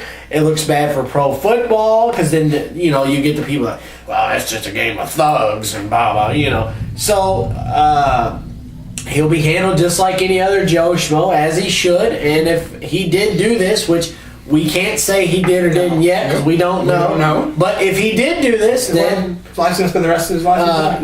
God have mercy on your soul, and I hope you get all justice deserved coming to you. And here's the thing. He has the means to get out of these ways that he's done. He's a multi-millionaire. He's got team therapists. He's got regular therapists. If you're 15 or 16, I got your back doing some of this silly stuff, all right? You're 18. I give you a pass. You're his age without millions of dollars. You're his age with no way out. I give you a pass. His age with his assets, being paid, like you said, to be a professional, and being paid to not act like this, being paid to represent an organization, I cannot give him a pass on this. Even if he didn't do it, I can say this. Even if it comes out and the evidence, his other friend that was with him that night says, you know what, I can't let him take the fall. He was there with me that night. But even hanging around with people like this, it's one of those things. And he's not the only guy. You had the Cleveland Browns guy today. Got charged with a bar fight, and he got released. And he got released as well. He was a rookie, and he was released out of his rookie contract because he beat a guy half to death. He's being charged for attempted murder. I can't remember his name. You guys recall his name? No, but I saw the story. I didn't write it down. I was just going to relate it to this real quick. But I mean, why throw away a career? I mean, Aaron Hernandez is he's no low guy on the totem pole. He's huge. So if there is any kind of take the personal things aside, take the families involved inside, and let's look at this at a football standpoint as to what kind of effect does this have on the New England Patriots to kind of spin it that way. Now that Hernandez was released and that Gronkowski's going to be out for a while, look who's the starting tight end for the New England Patriots. Unleashed! Tim Tebow. He will be soon. Yeah, he will be. He will be. Absolutely. He was brought in to be backup quarterback. Now he has. And now he's going to play tight end. They're going to happen. Let me say something about this. This is one of the things that makes me really angry at athletes. They think because they have a lot of this, they can do whatever they want, which is not the case. Aaron Hernandez pretty much just threw his life away. Again, we don't know if he's going to be found guilty of all these charges. He pleaded not guilty. Obviously, first degree murder. Even if he does it, his career's over. Yeah, first degree murder is the worst kind. Maybe not. What? No, what he was saying. I think it's basically over. Basically. Well, let him finish, and then we can delve into that. I mean, you go, like I said, like you were saying, the Patriots are a prolific franchise. Thank you. Prolific franchise. Not just in football, but in all sports. They are highly regarded as one of the greatest franchises of all time. In the 2000s, no better football team in the 2000s than them. No. And then this guy, who's not even been in the league 5 years, he's going into his third year, drafted in 2010. He does something so stupid, and he makes himself look even worse. The guy's body was a mile from his house, so obviously he didn't discard the body. If he did do it, he didn't discard the body very well. Then you want to distance yourself from this story, saying, I don't want any of this bad publicity. I'm going to get released from my contract. I'm going to probably go to jail. I don't want any of this crap. I'm a smart guy. I need to really figure this out. I can't do things stupid. He destroys the evidence. Destroys the camera. Destroys his cell phone. He's just making things worse for himself. Mm-hmm. And they show up, like you said, they show up to his door this morning, 8:45, or Wednesday morning, 8:45, and they take him to jail. And no bail. That's not good either, because obviously if they gave him bail, he probably posted it himself. So, because there's probably no amount that who couldn't pay with the money he makes. Right. It's just, it seems like more and more athletes don't, and it really just irritates me. Some people, I personally, I wouldn't want to, I'd rather be a tennis player than any other sport, to be honest with you, but there are people out there that would kill to be a football player. They're dreaming. Some people go to college and they try for that, and they don't even get there. This guy has a golden opportunity to play the sport that he loves. He grew up playing, and he throws it away. People work hard to get to that spot, and he gets it, and he throws it away. Mm-hmm. That is spitting in the face of every single person that has tried to get to the NFL and failed. He has thrown his life away. And if he's guilty or not, he has thrown his life away because he's wanted for murder, and I think he's going to get convicted for it. I honestly do. I think he's going to convict. He's going to go to jail for the rest of his life. And you know what? If he was smart, he could have spent his life playing football, winning Super Bowl rings, making millions of dollars, doing something he loves. Now he gets to spend his whole life in jail. Congratulations, you're a moron. And to your point, if he's found not guilty, I don't think this will hurt his career overall. I think for a couple of years people will stay away from him like they did from Michael Vick. Yeah. But I think he'll be back playing, because the fact of the matter is, take everything out. You talk about Michael Vick as a dog murderer and whatever else. Right. But take that away, and what do you have? Or what did you used to have? You used to have a great football player. Fantastic football player. Fantastic. Same thing here. Yeah. He's found not guilty. Take away the murder. Take away the suspicion. What do you have? You have a fantastic tight end. Right. And I don't. If he's found not guilty, he will play football again. I agree to that. I think with some stories like these, I think you're prisoner of the moment. It just happened, so obviously you're going to say, "Oh, he made a stupid mistake and his career's over." If he's found not guilty, I agree. I guarantee someone gives him another chance. Yeah, I guarantee there's somebody out there that says, "You got to cut." The Patriots released him for obvious reasons. I get why they did it at the time they did it, but this guy can ball. We need to use someone like him, so someone's going to see that. One thing nobody can say, the one thing that everybody will say, I'm sorry, not nobody, there's one thing that everybody will say, if he, in a world where he's found not guilty, and he is given that second chance, someone will say, no more thug life. Yeah. You are too good for this. You are too much of a talent. Yeah. And people look up to you, and they're going to look up to you playing in this organization. Oh, I guarantee you, if he's found not guilty and someone sides him, they're going to sit him down and say, look, cut the crap. Yeah. Okay. If you mess up once, you're out of here. Period. And they're not gonna spitball. They're gonna tell him straight up. If you mess up, you're gone. Period. No negotiations. That's it. You mess up once, you're out of here. Yep. And he didn't deserve any more than that. For someone to give him a second chance is more than he deserves. Mm-hmm. So if he didn't get a second chance and he messes up, it's just one of those things. So that is a lengthy headline. That was I'll tell you this much: as long as we've been doing the show, I have never seen a day chock full of this many stories that 45 minutes that are just so bizarre. From Wimbledon, people dropping like flies, to Aaron Hernandez, to all this other stuff to happen today. It's just a very odd and bizarre day in the world of sports, for sure. So a couple weeks ago, I had this idea presented to the guys about the Triple Threat Talk pentathlon. Mm-hmm. All right, yes. Guys. That had been postponed for a couple weeks due to scheduling. Good thing we didn't do it today. We were playing in the rain. Good thing we didn't do it today. So This past Sunday, we were finally able to get together. Sunday. And play event number 1 of tennis of the Triple Threat Talk Pentathlon. Won't tell you who won just yet, but here's some clips from that day.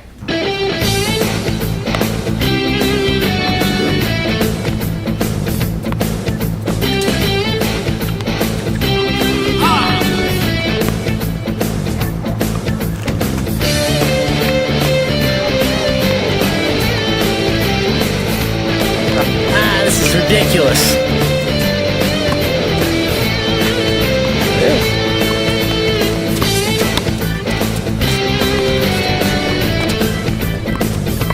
That's gone.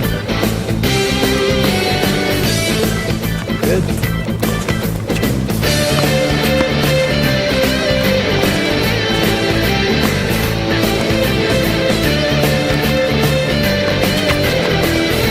Oh no!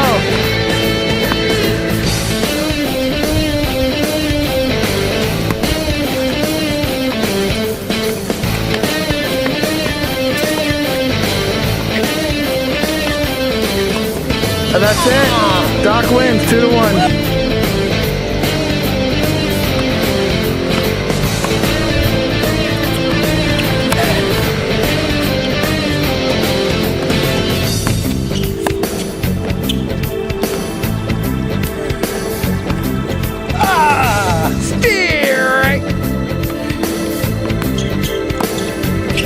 That's a beauty. It's a beauty too. And you don't hit it to the dock.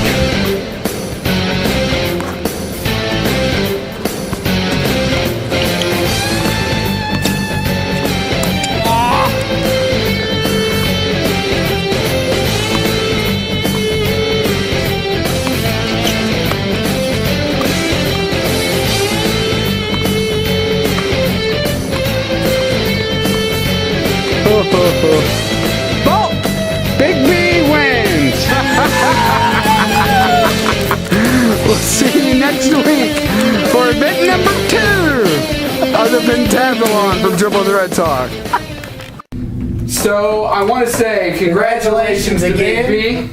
I'm sure that was some cold water there. So. That was not cold. I felt good actually. The early dark horse lead in the Triple Threat Talk Pentathlon. You're not going to be the winner for long.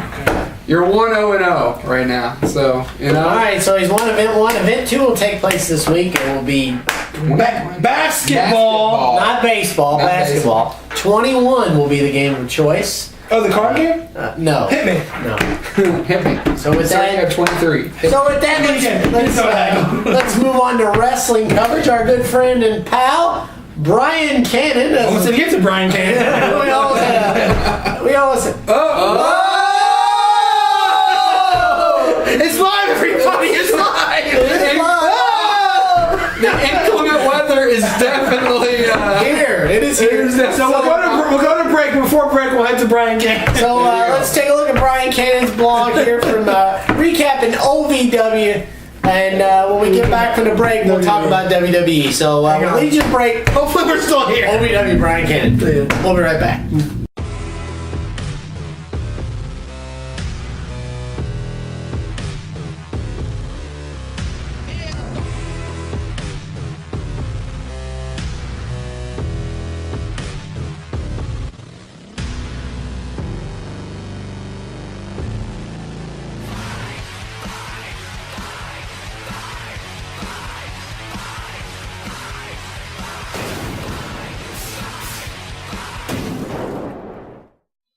Hey, what's up, everybody? Another edition of OVW Mania here on Triple Threat Talk for episode 105. I am Brian Cannon here to bring you the latest OVW news. And I'm going to start with the latest edition of OVW TV, which was episode number 722. It was filmed Wednesday night at the Davis Arena on June 19th, released online on ovwrestling.com and blip.tv Thursday, June 20th, and then released to air on WBNA Ion 21 Saturday, June 22nd. The show started out with then number 1 contender Rob Terry coming to the ring. He discussed his upcoming match with Jamin Olivencia at the Saturday Night Special on July 6th. but said first he was actually challenging Jay Bradley to get out, who's been running around looking for a shot at the title, trying to get in the title picture, and challenged him for a match right then and there for his number one contendership. Jay Bradley came out and said that he wasn't ready right then, but he saw that the main event spot was open, and him being a pay-per-view star and being in the Bound for Glory series in TNA, that sounds like the spot for him, and he's accepting the number one contendership match for the main event spot later that night. Rob says that he will tear Jay limb from limb and then bumps him with a shoulder on his way out of the ring. But before he can fully get out of the ring, that angered Jay Bradley, and he attacked Rob Terry, went after his bad knee, went to the outside, grabbed a chair, and ended up going to town on Rob Terry's knee. So Rob was going into the main event with a handicap. After that, we see a promo for, I guess, the official television debut of the Body Guy. So you'll be seeing a lot more of the Body Guy on your television set soon. Marcus Anthony was back in action this week. He faced Paradise and put him away with the Gamma Punch. Jesse Goddard's bad luck continued this week. He lost another match, this time to Rockstar Spud. Lady Tapa continues to dominate as she destroyed Heidi Lovelace. Then backstage we see Epiphany yelling at Eddie Diamond. She's upset because she found his phone, and on his phone was a picture of Lady Tapa, as a screensaver. And she asked why it was on there, and he tried to say that it was because he was doing research for her in case she ended up having a match with her in the future, and he was just trying to help her out. After that, the television title was on the line, Randy Royal against Sam Shaw. Randy Royal ended up getting the win after hitting Shaw with a steel chain to knock him out. However, as soon as the match was over, Tony Gunn ran out, told Chris Sharp what was going on, lifted Royal's arm up where he was trying to hide the chain, and the chain fell out. So Chris Sharp restarted the match. Royal and Gunn started shoving each other. Gunn shoved Royal to the mat and said, "I'm through with you." And then as he went to get out of the ring, Royal got back up and shoved him out of the ring. But then at this time, Shaw had gotten back to his feet and came rearing back. And it looked like he was about to get the win after hitting his backbreaker, neckbreaker combo. But before he could get the 3 count, the Coalition came out after being quiet all night, not seeing anything from them. They came out. Muhammad Ali Vaez, Michael Hayes, Rockstar Spud, Ryan Howe, and Rudy Switchblade all came out to try to help out and even the odds. However, when the Coalition came out, the Generals, Crimson and Jason Wayne, had set up a chair in the corner. And while all the commotion was going on, everybody was fighting in the ring and around ringside, Crimson and Jason Wayne had grabbed Sam Shaw and threw him headfirst through the steel chair in the corner. They end up retreating to the locker room while Ali, Hayes, Spud, Howe, and Rudy all check on the fallen Shaw. In the main event matchup, Rob Terry, even with one leg and Jay Bradley working it over the entire match, was able to beat Jay with the Power Slam to remain number one contender. So at the next Saturday night special on July 6th, it will indeed be Jay Manolevencia versus the Welsh Colossus himself, Rob Terry, for the OVW heavyweight title. Before the TV show could end, Ali and Hayes came back out, making a beeline to the ring. They called out the Coalition. They didn't want to wait to Saturday night special. They wanted to do it right now. They said that their good friend Sam Shaw had been taken to the hospital, and they don't know when he'll be back because of his head problems after being thrown through the chair. They're backed up by Rudy, Howe, and Spud. However, when the Coalition comes out and they start fighting, Jason Wayne goes to the back and grabs his baton and ends up knocking everybody out. Crimson then, with Ali and Hayes in the middle of the ring, grabs a can of yellow spray paint and spray paints down the backs of both Ali and Hayes and calls them the cowards to end the show. It was very deafening. A lot of boos in the arena. You could hardly hear what was going on. Jason Wayne tried ending the night by reciting the pledge to the Coalition, which he did, and it sounded, you could actually hear it on television, but when you were in the arena, it was so loud and deafening, full of boos, that you couldn't even hear what he was saying. So definitely a lot of haters against the Coalition, a lot of fans for Ali and Hayes, probably hoping that they will be able to take the OVW Southern Tag Team titles away from them coming up at the July 6th Saturday night special. I'm going to take a quick break, and when I come back, I've got a couple other OVW-related news tidbits that I want to pass along, and we'll get it done in just a minute. Thursday Night Impact Wrestling Live is coming to Louisville on July 18th.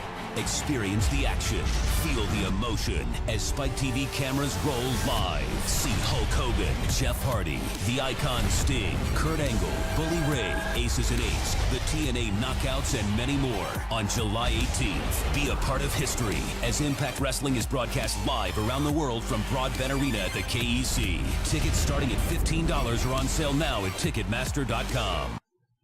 Okay, for some other OVW news, if you haven't heard, Chris Sharp puts out his own wrestling podcast.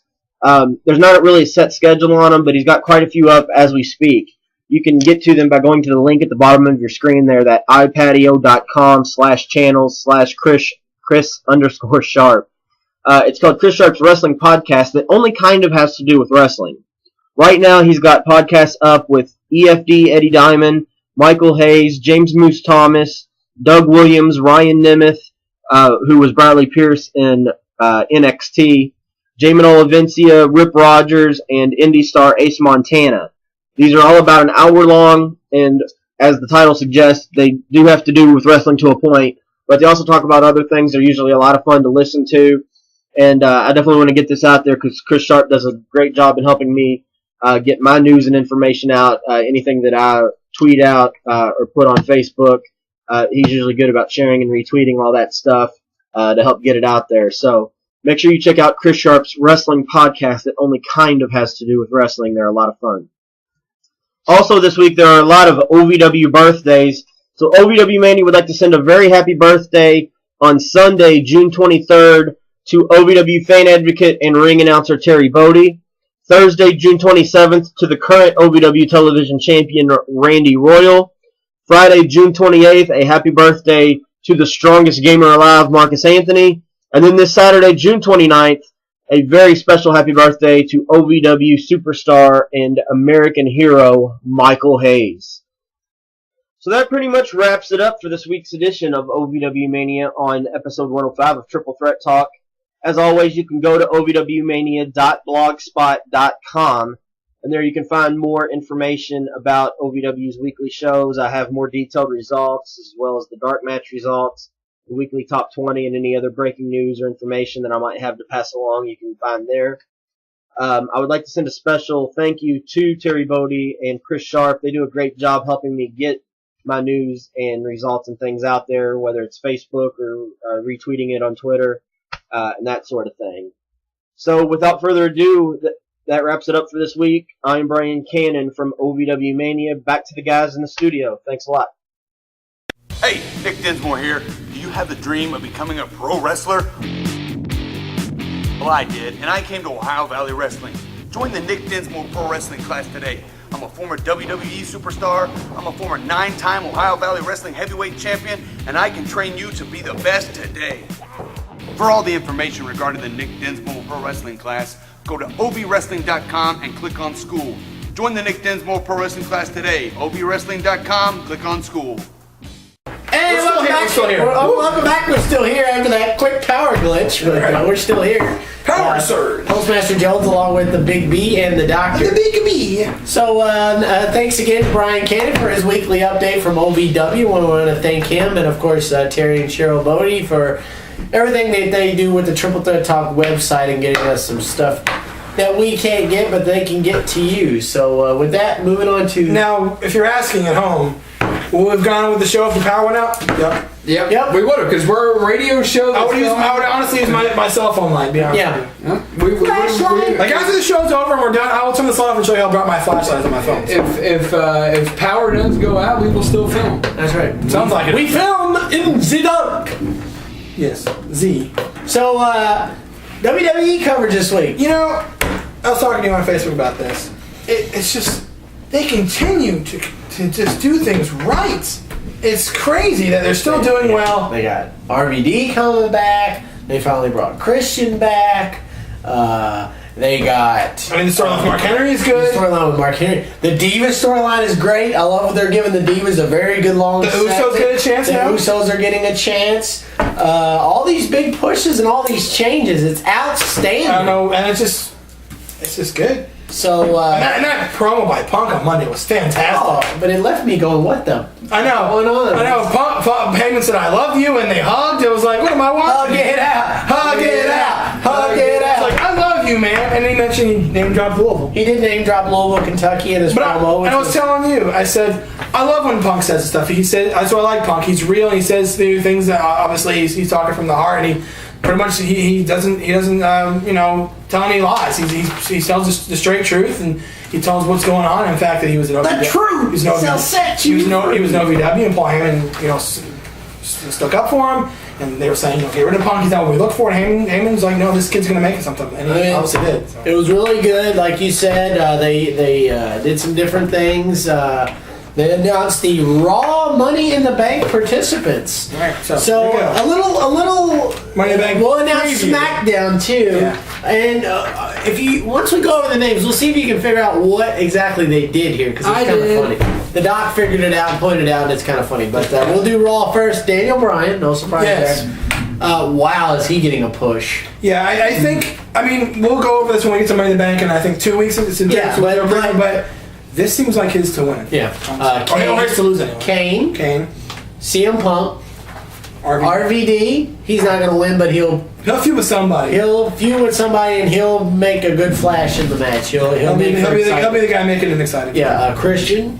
Again, he'll make it exciting, but he won't win. No. Randy Orton. He's kind of. That's a tough. Okay. Yeah. Sheamus. The reason I said it's tough now because Daniel Bryan and Randy Orton are kind of feuding back and forth. Right. But I still think obviously we'll make our picks when the time comes, but I still think Daniel Bryan wins it because he's just getting pushed so much. So that's seven in that one. And then SmackDown on Friday. You can obviously see this already, but we'll show it to you. Jack Swagger. Who's actually in court right now. Antonio Cesaro. Surprisingly, he's also with Zeb Coulter. Wade Barrett. Fandango. Damian Sandow, Cody Rhodes, and Dean Ambrose, so 7 participants on the SmackDown side of Money in the Bank thing. So the doc pointed this out. Yeah. On the Raw Money in the Bank match, you have 7 faces. Mm-hmm. And on the SmackDown Money in the Bank match, you have 7 heels. What? Which makes no sense because you have a face champion on Raw and a heel champion on SmackDown. But yet 7 heels are going after the SmackDown briefcase and 7 faces are going after the Raw briefcase. Maybe? Does that mean we'll have a change in champion? Could be. Probably. Does that mean that... I think Ziggler... You know what would be amazing? Dolph Ziggler versus Dean Ambrose in a feud.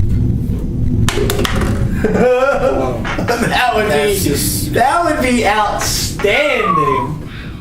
John Moxley versus Dolph Ziggler. Or Nick Nemeth. Nicky! That would be amazing. But I love Money in the Bank. It's one of my favorite. I hated when they got rid of it on WrestleMania. Yeah, the first one I went to wasn't there. The first one they don't do it, the one I go to. My luck.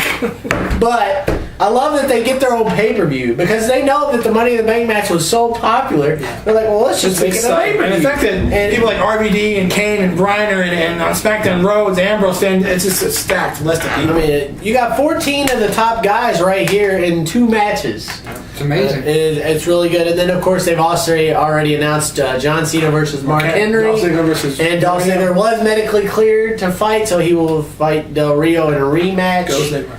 And this match came out of left field. It makes no sense to me because I think they both should be in the Money in the Bank match. One of them should be. Ryback versus Chris Jericho. That's the only time on Raw I was kind of like, what the is going on? That seems like the snooze match of the night. Even though I like Jericho, it's still Ryback. It's not his fault. It's Ryback. Yeah, got to do what they want you to Say do. hello to Kryptonite. So that's wrestling coverage this week. Good stuff as always. We had such a heavy headline. We didn't want to go too deep into wrestling coverage, but we gave you quite a bit of wrestling stuff. Money in the Bank looks really good. Money in the Bank looks really good, and like me and him have said, they're on pace for a great year all the way through. Hopefully they can keep it up because it's been. I haven't seen anything so far this year. I've been like, because come on, really? After Money in the Bank comes SummerSlam. That's always good. So I don't think there's a pay per view in between there, is there? I don't think. Oh, wait, July. There's a pay per view in July, isn't there? This is July. It will be July. Yeah. So no, I don't think it will be. It'll be SummerSlam. Yeah. August. So yeah, it'll push right through. Because Money in the Bank's always really good. And then SummerSlam, of course, is the next biggest thing behind WrestleMania. They're still making a push for Survivor Series and Armageddon. And at the end of the year, they usually get anyway. So it's crazy how good it's been. So go Triple H, good job. Yeah, exactly. Triple H. You all can thank Triple H for all this. Seriously, I'm serious. Triple H really is the man behind all this. He's really working hard. Even though Vince is still there, Triple H is really Triple H is doing a lot. Pulling his sleeves up and really getting into this work. He's the one that got RVD to come back. Working the Divas division. He got the Bruno Sammartino in the Hall of Fame. He's doing all this. Yeah. So Curtis Axel's a pet project. Triple H knows what's going on, and Triple H knows what he's doing. He's going to get it back to where you're going to get a lot of viewers, trust me. Won't be Attitude Era good, but it'll be very good. Yeah, it'll be very good. So with that, Big B, do you have a wild card? I don't. I just have it real quick, and I was just kind of reiterating what I was talking about earlier.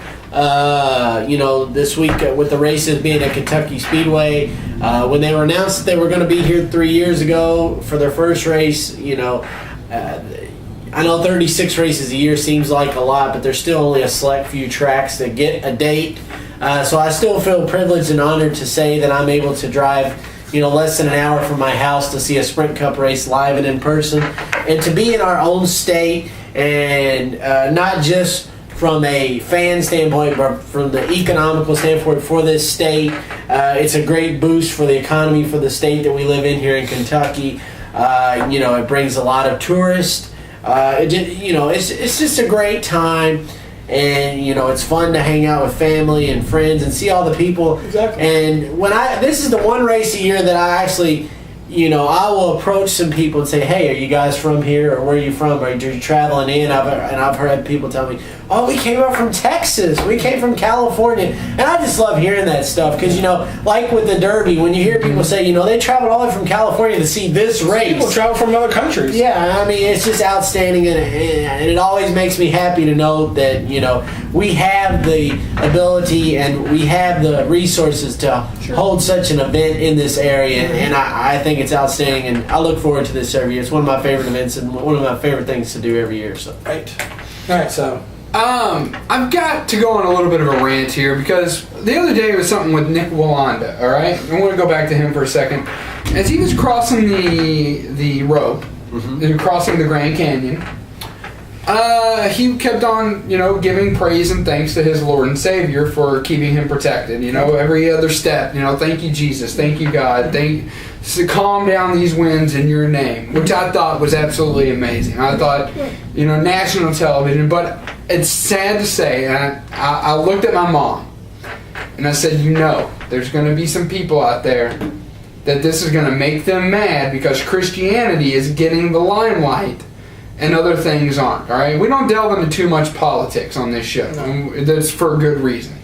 But one of the things that just sickens me is the fact that some people out there were tweeting and Facebooking, they put their TVs on mute because they found it offensive that he was giving praise and thanks to his Lord and Savior for not letting him die. That does not surprise me at all. Here, we're talking about someone of Muslim faith. If you throw a stone at Muslim faith, I'm not throwing a stone at the Muslim faith. I'm making an observation. Right. If you throw a stone at the Muslim faith, you are crucified in the media. But if you take this brave man, who's giving thanks to his Lord and Savior as he's walking across a 1,500 death drop, 1,500 foot death drop, everybody goes into a frenzy. This is sickening. This is ridiculous. This is what the world has come to. Doesn't surprise me at all. When this is happening. And here's what I have to say to those people. Shut the F up. I'm going to do it, Brian Cashman. I don't care if I offend anybody on this one. I really don't. Because until your ass is on a 2-inch wide wire walking across the Grand Canyon where one step goes wrong, shut the F up. Because you are not on that wire. You are absolutely not. That's kind of distracting me, but thank you. You are absolutely not on that wire. You are not facing death like this man was. You are not facing death. Therefore, you do not get the luxury. I think you're getting agreements. I know. It's kind of weird. Every time he says something, it's more. Boom, boom, boom. There you go. See? This is. I think the big man. We're not having sound effects, I promise. I think the big man is actually giving me a little bit of fire here. And so you are walking in this man's shoes and facing certain death. Shut up. Yeah. And you know, something else happened today. And just to show you I'm not some right-wing lunatic, something happened today that is long overdue. Gay rights marriage, not legalized throughout the United States, but if your state legalizes it, the federal government has to recognize it. California is right. Right. California, Connecticut. I think there's a couple others. 38 states. California's the biggest one. 38 states right now do not see gay marriage as. And we are one of them. And we are one of them. Kentucky is one of them. That's no surprise. Here's the thing. On the opposite end of the degree, it doesn't affect my life, so I don't care. Yeah. I really don't care. And the reason I'm linking this to religion is because in the Bible, it does say marriage is between one man and one woman. That's fine. But not everybody believes in that Bible, and that's their right. But at the same time, you don't need to find it offensive whenever somebody ushers the name of the good Lord. You really do not need to find it offensive at all. There's no reason for it. Absolutely no reason for it. It is sickening and disgusting, and shame on every one of you who said, I put my TV on mute. I'm going to call a person out. Pat White Sports writes for Duke. Leave it up to a Dookie to be one of the biggest ones that was a devil. Yeah, exactly. A Blue Devil. Yeah. So that's my rant. I know we're running short on time. I could go on, but I'm not. Right. But for Triple Threat Talk, I want to thank Terry and Cheryl Bodie. For Triple Threat Talk, this is Gary the Dr. Locker. This is Postmaster Jones. Wow, that was weird. We almost lost power again. And a reminder that... Hurry it up here before we lose power. And a reminder that Aaron Hernandez, you are definitely... Aaron Hernandez, you are definitely this week's Triple Threat Talk Idiot of the Week. Postmaster Jones signing off. So if you want to like us on Facebook, please like us on Facebook at facebook.com. If we're still here. Triple Threat Talk. You can follow us on Twitter at Triple Threat Talk. You can send us any comment or question you have at triplethreattalk@yahoo.com. Of course, your blogs. Visit our website, triplethreattalk.com. And please don't forget to visit my new YouTube channel, youtube.com/DeMuroB. This is Big B signing off, and I'm going to get out of here before we lose power. Good night, everybody. See ya. Let's go racing, boys. All right, now, since we have still a short second left here, guys, real quick, before we lose power. Where are you? Hit that light. All right. Look how bright this is. Welcome to Triple Threat Talk. I got one. See? Welcome to Triple Threat Talk. I'm counting cell phones. 1, 2, 3. Dude, that was weird as I was going on that rant.